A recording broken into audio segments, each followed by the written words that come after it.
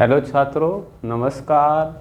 आज हम कक्षा 12 की राजनीति विज्ञान की जो बुक है हमारी स्वतंत्र भारत में राजनीति, इसका 13वां लेसन है क्षेत्रीय आकांक्षाएं। इसका वीडियो नंबर 1 आज हम जारी करेंगे।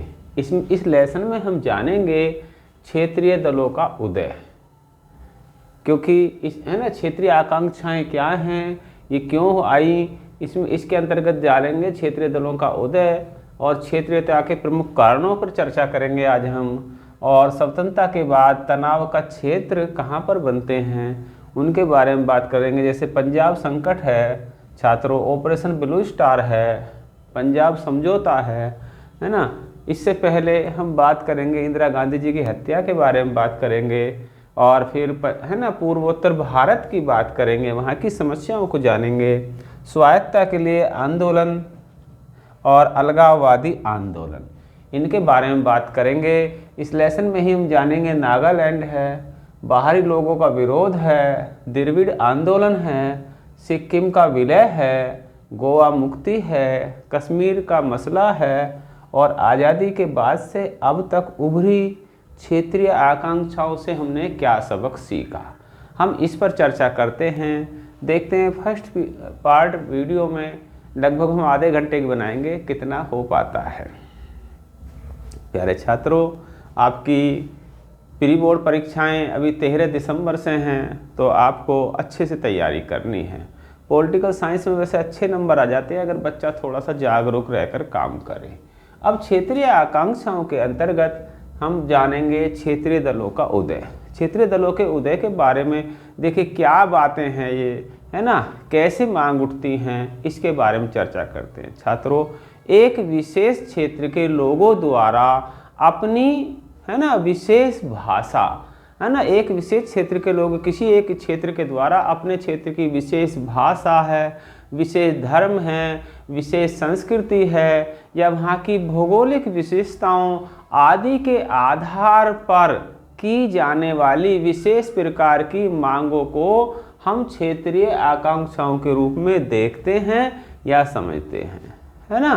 तो विभिन्न क्षेत्रों के द्वारा वहाँ की अपनी अपनी भाषा, धर्म, क्षेत्रीय संस्कृति, भौगोलिक विशेषताओं आदि के द्वारा जो उनकी मांगें उठती हैं उनको हम क्षेत्रीय आकांक्षाओं के रूप में देख सकते हैं, क्षेत्रीय आकांक्षाओं के रूप में समझ सकते हैं। अब इसकी समस्या भारत में सबसे ज़्यादा कब आई? वैसे तो भारत जब से आज़ाद हुआ तब से ही कुछ क्षेत्रों की मांगें चलती आ रही हैं, परंतु इसके लिए अगर हम देखें तो भारत में सन 1980 के दशक को स्वायत्तता के दशक के रूप में देखा जा सकता है।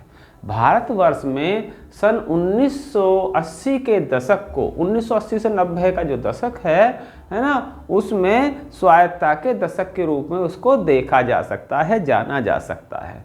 कई बार तो ऐसा होता है संकीर्ण स्वार्थों के कारण, विदेशी प्रोत्साहन आदि के कारण भी क्षेत्रीयता की भावना उठती है, अलगाववाद का रास्ता पकड़ लेती है ना। क्षेत्रीयता की भावना उठती है और धीरे धीरे अलगाववाद का रास्ता पकड़ लेती है।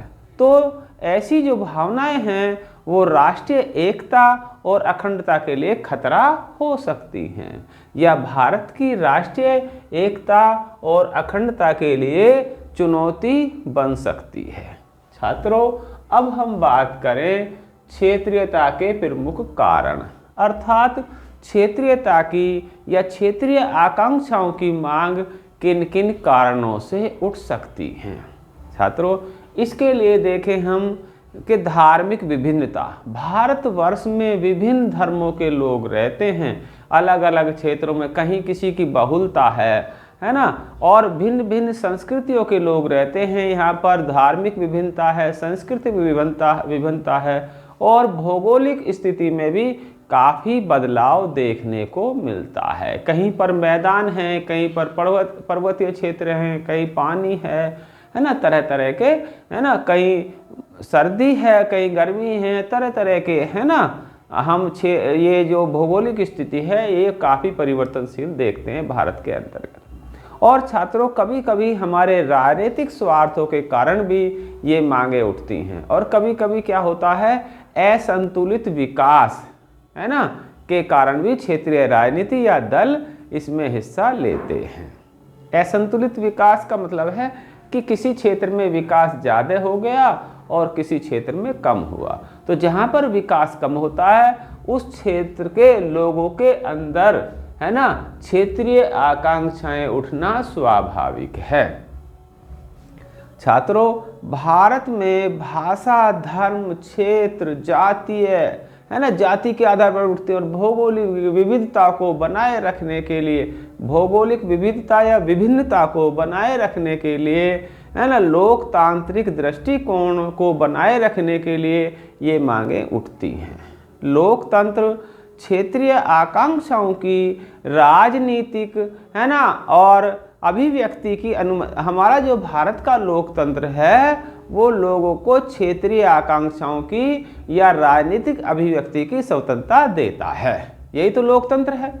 और क्या है, लोकतंत्र राजनीतिक पार्टियों को समूह को, है ना, उनको समूहों में या उनकी क्षेत्रीय पहचान या, है ना, क्षेत्रीय पहचान बनाने में, आकांक्षा बनाने में या विशिष्ट या विशेष क्षेत्रीय समस्याओं के आधार पर लोगों को संबोधित करने की अनुमति देता है, या क्षेत्रीय समस्याओं के आधार पर लोगों को इकट्ठे होने की अनुमति देता है। ये भारतीय लोकतंत्र की विशेषता है। क्षेत्रीय दलों के उदय होने से भारत का लोकतंत्र मजबूत होता है, या क्षेत्रीय दलों के उदय से, है ना, क्षेत्रीय दलों का उदय होना भारत के लोकतंत्र को मजबूत बनाता है। लोकतांत्रिक राजनीतिक व्यवस्था का अर्थ है छात्रों, है ना, कि नीति निर्माण या नीति निर्धारण की प्रक्रिया में जो क्षेत्रीय दल हैं या क्षेत्रीय मुद्दे हैं उनकी समस्याओं पर पर्याप्त ध्यान दिया जाए। क्योंकि हमारे केंद्र सरकार तो दिल्ली में रहती है, दिल्ली में बैठती है, तो वहाँ की जो क्षेत्रीय मुद्दे हैं या क्षेत्रीय समस्याएं हैं उन पर पर्याप्त ध्यान भी दिया जाए और इनका समायोजन किया जाए, उनको हल करने का प्रयास किया जाए। ऐसी व्यवस्था कभी कभी तनाव और समस्याओं का कारण बन जाती है। यदि ऐसी समस्याएं रह जाती हैं दबी हुई तो वो कभी कभी बहुत बड़े तनाव का कारण बन जाती हैं, है ना।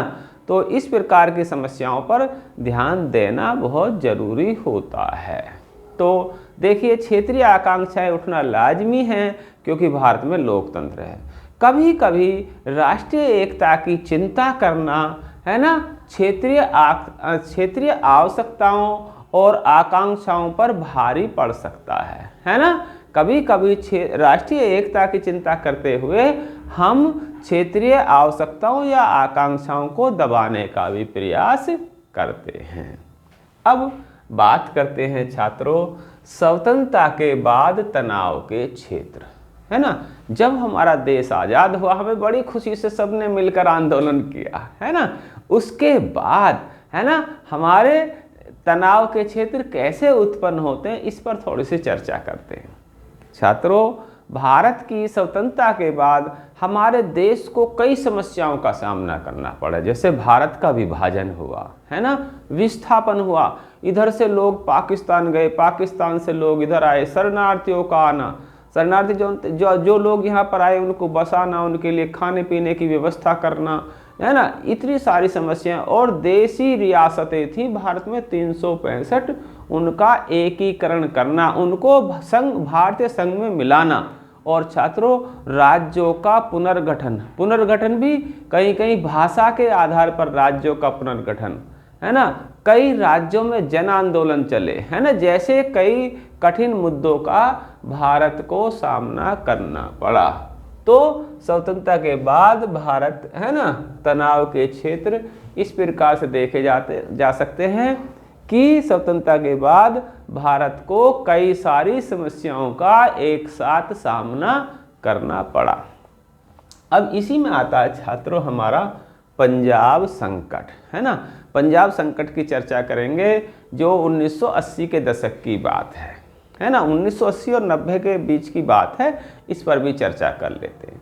छात्रों, दिसंबर महीने के 1920 में क्या हुआ था, 14 शिरोमणि गुरुद्वारा प्रबंधक कमेटियों द्वारा अकाली दल का गठन किया गया और छात्रों मास्टर ताराचंद जी के नेतृत्व में इस संगठन ने लोकप्रियता प्राप्त की और इस संगठन ने आंदोलन भी किए। अकाली दल ने आंदोलन किए, है ना, क्योंकि ये अकाली दल, है ना, सिक्कों की मांगों को लेकर था, है ना, सिक्कों के हित में बनाया गया था, तो इसने आंदोलन भी किए। और छात्रों, इसके आंदोलन के बावजूद 1966 में जो पंजाब राज्य था उससे भाषा के आधार पर, क्योंकि भाषा के आधार पर राज्यों का पुनर्गठन करने की मांग कर रहे थे, तो हिंदी भाषी के रूप में हरियाणा को, है ना, राज्य बना दिया गया तथा पहाड़ी क्षेत्र के रूप में हिमाचल प्रदेश को, अर्थात पंजाब 3 राज्यों में विभक्त हो गया, है ना, पंजाब, हरियाणा और हिमाचल प्रदेश के रूप में। ठीक है छात्रों, और क्या हुआ, अकाली दल ने 1973 में आनंदपुर साहिब में, है ना, एक साहिब सम्मेलन हुआ। आनंदपुर साहिब जो गुरुद्वारा है वहाँ पर सम्मेलन हुआ और उसमें पंजाब के लिए अधिक स्वायत्तता की मांग कर दी या अधिक आज़ादी की मांग कर दी, अपने लिए अधिक मांगे चाहिए। और छात्रों क्या हुआ, कुछ धार्मिक नेताओं ने, है ना, कुछ धार्मिक नेताओं ने स्वायत्त सिख पहचान की मांग की और कुछ चरमपंथियों ने भारत से अलग एक खालिस्तान, है ना, पंजाबियों के लिए खालिस्तान या अलग राज्य की मांग कर दी, जो भारत के लिए एक बहुत ही भयानक मांग साबित हुई, है ना। भारत को तो फिर टूटने का खतरा हो गया और इन लोगों ने हथियार उठा लिए, सशस्त्र आंदोलन किए, है ना, लोगों की हत्याएं भी की। तो उस समय भारत की प्रधानमंत्री थी छात्रों श्रीमती इंदिरा गांधी। श्रीमती इंदिरा गांधी के द्वारा, है ना, इस जो आंदोलन था इसको दबाने के लिए, या यूँ कहें कि स्वर्ण मंदिर में इन लोगों ने अपना मुख्यालय बना लिया और वहाँ पर हथियार इकट्ठे कर लिए और वहाँ से उनको खदेड़ने के लिए श्रीमती इंदिरा गांधी जी को ऑपरेशन ब्लू स्टार नाम से, है ना, एक प्रोग्राम चलाना पड़ा।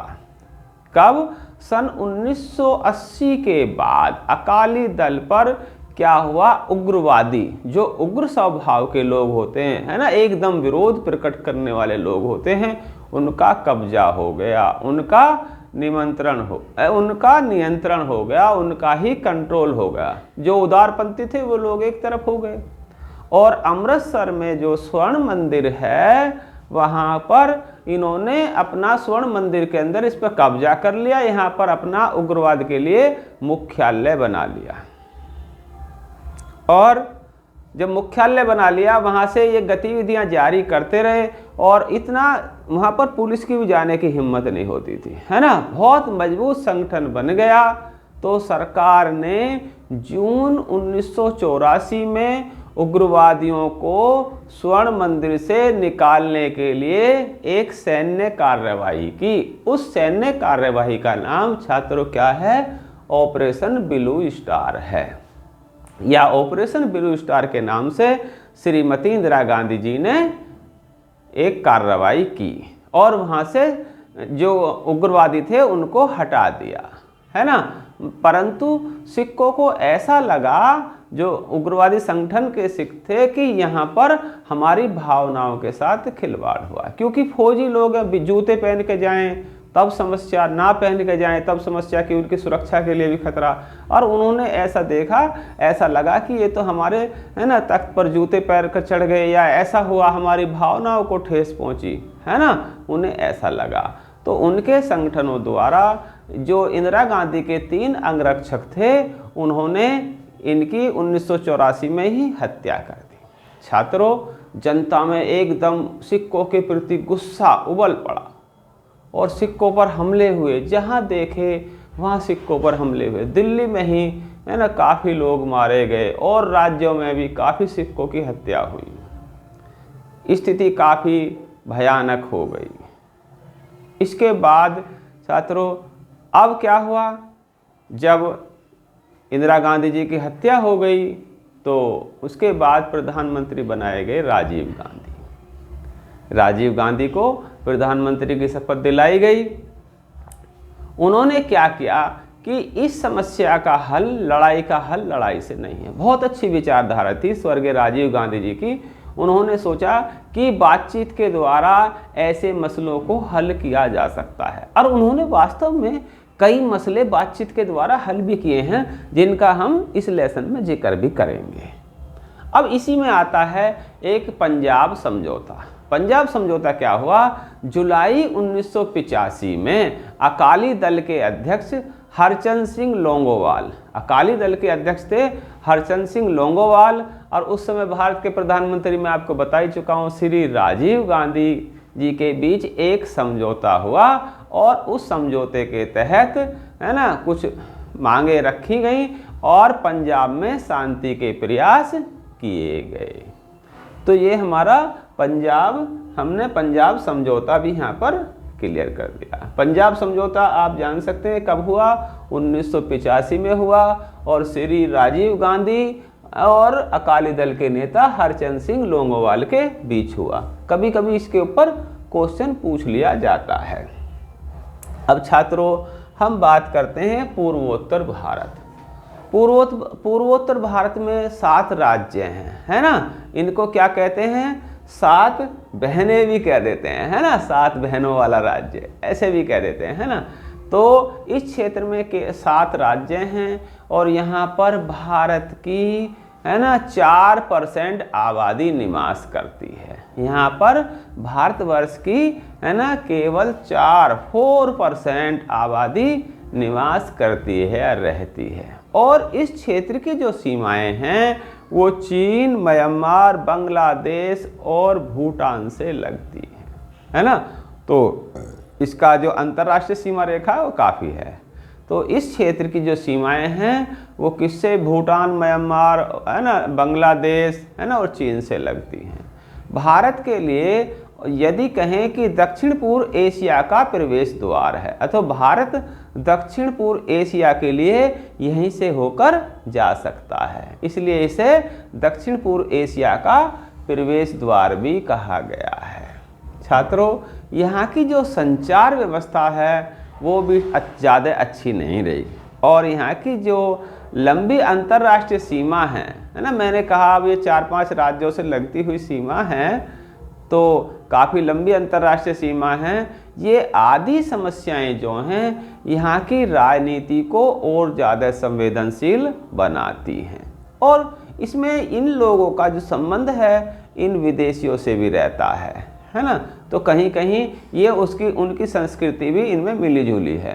पूर्वोत्तर भारत की राजनीति में स्वायत्तता की मांग उठी, है ना, और इसके लिए अलगाववादी आंदोलन हुए, तथा ये बाहरी लोगों का भी विरोध करते हैं। बाहरी लोगों के विरोध करने के मुद्दे हैं। कहीं कहीं तो इन्हें ऐसा लगता है कि इतने बाहरी लोग आ गए हैं कि हम अपने ही राज्य में कहीं अल्पसंख्यक बनकर ना रह जाएं, है ना। बाहर के लोग काफ़ी आ रहे हैं इनके यहाँ पर कहीं कहीं कि हम अपने ही राज्य में, है ना, आने वाले बहुसंख्यक हो जाएं और हम अल्पसंख्यक हो जाएं, फिर अपने अधिकारों की मांग भी ना कर सकें। इसी संदर्भ में बात करेंगे हम स्वायत्तता के लिए आंदोलन। स्वायत्तता के लिए आंदोलन कैसे होते हैं? आज़ादी के समय अगर देखा जाए मणिपुर और त्रिपुरा को छोड़कर ये जो सारा क्षेत्र था, जिसमें अब मैंने 7 राज्यों की बात कर रहा हूँ, तो 5 राज्यों का जो क्षेत्र था वो असम कहलाता था, क्योंकि इसमें 2 राज्य निकाल दीजिए 7 में से, मणिपुर और त्रिपुरा, तो क्या कहलाता था? असम कहलाता था। अर्थात बाद में ये सारे राज्य असम से ही अलग कर कर बनाए गए हैं, है ना, जिसमें क्या है अनेक भाषाई और जनजातीय समुदायों के लोग रहते हैं, है ना, अनेक भाषाएं बोलते हैं, अनेक जनजातियों के लोग रहते हैं। इन समुदायों ने अपनी जो विशेषता है, अपनी विशिष्टता है, उसको सुरक्षित रखने के लिए या उसको बनाए रखने के लिए अलग राज्यों की मांग की। तो ये हो गई हमारी स्वायत्तता के लिए मांग या स्वायत्तता के लिए आंदोलन। अब इसमें हम नेक्स्ट बात करें अलगाववादी आंदोलन। अलगाववादी आंदोलन की बात करें, है ना, अलगाववादी आंदोलन में क्या हुआ छात्रों, सन 1959 में, है ना, शुरू में इसमें हम मिजोरम की भी बात करेंगे। सन 1959 में असम के मिजो पर्वतीय क्षेत्र, असम के मिजो पर्वतीय क्षेत्र में आए, मिजो पर्वतीय क्षेत्रों में क्या अकाल पड़ गया। अकाल जानते हैं, खाद्यान्नों की कमी हो गई, अनाज की कमी हो गई, और वहाँ की जो असम की सरकार थी वो उस अकाल में उचित प्रबंधन नहीं कर सकी, अर्थात खाने पीने की वस्तुओं का उचित प्रबंध नहीं कर पाई। अतः यहाँ की जो अलगाववादी मांग थी वो तो उठना स्वाभाविक था। इसके लिए अलगाववादी आंदोलन उभरे। भाई लोगों में रोष तो होता ही है अगर सरकार व्यवस्था नहीं कर पाई ठीक। हमारी सब चीज़ों की व्यवस्था करने की जिम्मेदारी सरकार की होती है। और असम सरकार जो यहाँ 1959 में अकाल पड़ा उसमें खाद्य वस्तुओं की, है ना, सप्लाई, है ना, या पूर्ति ठीक प्रकार से नहीं कर पाई। ये बात समझ में आ गया। सन 1966 में, है ना, Mizo national front, Mizo national front, इसको शॉर्ट में कहेंगे हम MNF, ने लाल डेंगा के नेतृत्व में आज़ादी के लिए मांग करते हुए एक सशस्त्र आंदोलन चलाया या सशस्त्र अभियान चला। सशस्त्र का मतलब जानते हैं, उन्होंने हथियार उठा लिए, और हथियार उठाने में क्या होता है, वहाँ की पुलिस और सेना से मुठभेड़ होती है, और ये मसला चलता रहा, है ना। तब राजीव गांधी जी आए। राजीव गांधी जी ने 1986 में राजीव गांधी तथा यहाँ के जो नेता थे लाल डेंगा, उनके बीच शांति समझौता हुआ, है ना। ये विदेश में, है ना, शरण लिए हुए थे, इनको बुलाया गया, इनके बीच में शांति समझौता हुआ, और शांति समझौते की शर्तों के बावजूद या शर्तों के बाद यहाँ ये मिजोरम एक पूर्ण राज्य बन गया, और उसके बाद यहाँ पर शांति व्यवस्था है। छात्रों, यहाँ पर ही बात करते हैं हम नागालैंड। नागालैंड की क्या समस्या है ना, और नागालैंड की समस्या अभी भी बरकरार है ना। वहाँ पर अभी समझौता भी हुआ, और समझौते के बावजूद भी शांति व्यवस्था नहीं है ना। एक ज्वलनशील मुद्दा बना हुआ है। नागा नेशनल काउंसिल, है ना, NNC ने क्या किया, है ना, अंगमी जापू फिजो के नेतृत्व में सन 1951 से, है ना, भारत से अलग होने की बात कही। हम 47 में तो आज़ादी हुए, 50 में हमारा संविधान लागू हुआ, तो 1951 से ही भारत से अलग होने की बात करते आ रहे हैं। और इन्होंने बृहत नागालैंड की मांग की, अपने लिए एक, है ना, पूरा राज्य नागालैंड चाहिए। और इन्होंने क्या किया, सशस्त्र संघर्ष चलाया, है ना, हथियार उठाकर, है ना, संघर्ष चलाया। सरकार के लिए बड़ी मुसीबत हो जाती है।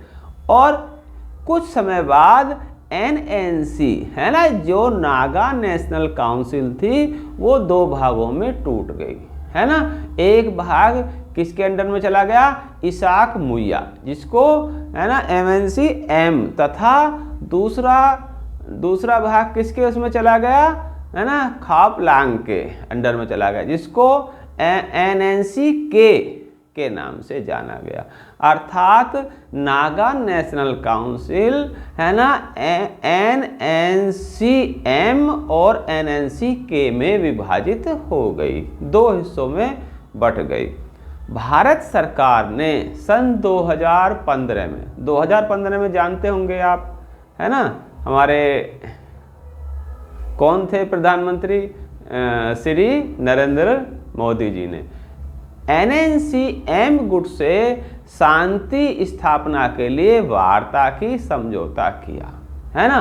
क्योंकि अब यहाँ पर एक गुट से समझौता हुआ, दूसरा गुट नाराज है, इसलिए यहाँ पर स्थायी शांति अभी होना बाकी है। स्थायी शांति यहाँ पर नहीं हो पाई है। ये थी यहाँ की नागालैंड की समस्या जो बरकरार बनी हुई है। अब देखिए बाहरी लोगों का विरोध। बाहरी लोगों के विरोध के अंतर्गत हम जानेंगे, मैं पहले ही चर्चा कर चुका हूँ कि ये लोग सोचते हैं कि ये बाहर के लोग इतने आकर बस रहे हैं, बांग्लादेश के, म्यांमार के, है ना, तो कहीं ना कहीं कभी ऐसा ना हो जाए कि हम अपने ही राज्य में अल्पसंख्यक बन जाएं, अर्थात हम अपनी मांग मानने लायक भी ना रहें, है ना। तो ये बाहरी लोगों का विरोध करते हैं। पूर्वोत्तर के क्षेत्र में, है ना, बांग्लादेशी घुसपैठ है ना, और है, तथा भारत के दूसरे राज्यों से, दूसरे प्रांतों से भी लोग जाकर वहाँ बस रहे हैं, है ना। तो यहाँ की जनता को लगता है कि ये हमारे रोजगार और हमारी संस्कृति के लिए खतरा है। क्यों? हमारे रोजगार चले जाएंगे, हमारी संस्कृति इन लोगों के साथ मिक्स हो जाएगी, है ना, तो हमारी संस्कृति के लिए भी खतरा हो जाएगा, क्योंकि वो अपने राज्य की अपनी विशेष संस्कृति बनाए रखना चाहते हैं। और 1979 से, है ना, असम के द्वारा, असम, है ना, असम में एक संगठन बना, छात्र संगठन, है ना, तो उसका नाम रखा गया ऑल असम स्टूडेंट यूनियन, है ना। आसू ने बाहरी लोगों के विरोध में आंदोलन चलाया। वहाँ के छात्र संगठन आसू ने जो बाहरी लोग वहाँ जाकर रह रहे हैं उनके विरोध में आंदोलन चलाया, जिसके परिणाम स्वरूप जब आंदोलन ने विकराल रूप ले लिया तो आसू और कौन थे उस समय भारत के प्रधानमंत्री आ गए, राजीव गांधी। 1985 में आसू और राजीव गांधी के बीच में शांति समझौता हुआ और सन 2016 के असम विधानसभा चुनाव में भी बांग्लादेश घुसपैठ का मुद्दा प्रमुखता से छाया रहा, अर्थात वहाँ पर बांग्लादेशी हैं। और हमारे वो वो कई प्रोग्राम चलाएं कि वहाँ पे इस तरह के आधार कार्ड बनाए जाएं, है ना। और अभी प्रधानमंत्री नरेंद्र मोदी जी ने भी कई प्रोग्राम चलाए जिनका विरोध हुआ और कई समर्थन हुआ, तो अभी तक ये समस्या हल नहीं हो पाई है। इसके बाद बात करेंगे हम छात्रों द्रविड़ आंदोलन। ये द्रविड़ आंदोलन क्या है, इसके ऊपर भी क्वेश्चन पूछ लिया जाता है ना। इसके ऊपर जानने के लिए हम चलें, दक्षिण भारत के इस आंदोलन का नेतृत्व तमिल समाज सुधारक, तमिल के जो समाज सुधारक थे श्री ई.वी. रामास्वामी नायकर, है ना, और जिनको पेरियार के नाम से भी जाना जाता है। तो इस आंदोलन का नेतृत्व श्री पेरियार साहब ने किया। इस आंदोलन ने उत्तर भारत के राजनीतिक, आर्थिक व सांस्कृतिक, है ना, प्रभुत्व के बारे में बात की, है ना, उस पर चर्चा की, तथा इस आंदोलन के नेतृत्वकर्ता, है ना, पेरियार जी ने ब्राह्मणवाद का विरोध किया। ब्राह्मणवाद के जो आडंबर हैं उनका भी विरोध किया, तथा भारत में हिंदी को राष्ट्रभाषा बनाने की जो बात चल रही थी, उन्होंने हिंदी को राष्ट्रभाषा बनने का भी विरोध किया, क्योंकि उन पे हिंदी आती नहीं है। क्षेत्रीय गौरव बढ़ाने पर जोर दिया। वे चाहते थे कि इस क्षेत्र का भी गौरव बढ़े, अर्थात इस क्षेत्र की भाषा को भी महत्व मिले। दूसरे क्या हुआ, दक्षिण राज्यों में इनके प्रोग्राम को या इनके आंदोलन को समर्थन नहीं मिला, तो ये आंदोलन छात्रों तमिलनाडु तक ही सीमित रहा। ये तमिलनाडु में ही सिमट कर रह गया, है ना।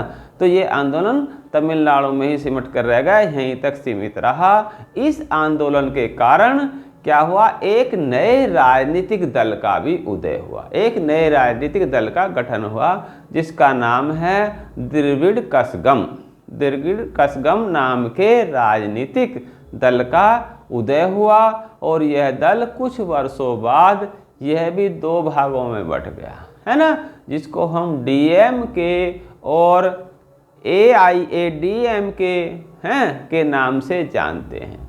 और ये दोनों दल आज भी तमिलनाडु की राजनीति में सक्रिय हैं, आज भी तमिलनाडु की राजनीति में प्रभावी हैं, या आज भी है ना ये सरकार अदल बदल कर वहाँ की सरकार में बने हुए हैं, या दोनों दलों का है ना वहाँ पर वर्चस्व कायम है।